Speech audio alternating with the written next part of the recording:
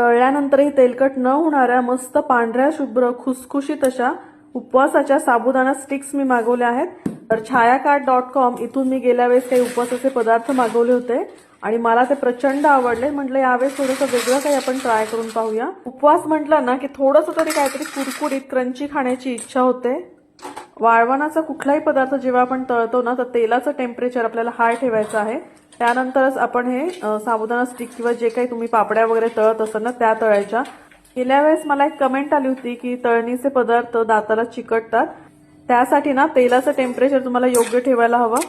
तेल जर कमी तापलेलं असेल ना तर हे पदार्थ तुमचे व्यवस्थित फुलणार नाहीत आणि मग ते दाताला चिकटतील किंवा मग कडक लागतील। मस्त खुसखुशीत अशा साबुदाणा स्टिक्स माझ्या तळून झालेल्या आहेत। गेल्या वेळेस ना मी साबुदाणा चकली देखील मागवली होती, ती पण खूप छान फुलते आणि एकदम खुसखुशीत होते। तर म्हणून यावेळेस मी पुन्हा एक पाकिट ऑर्डर केलंय।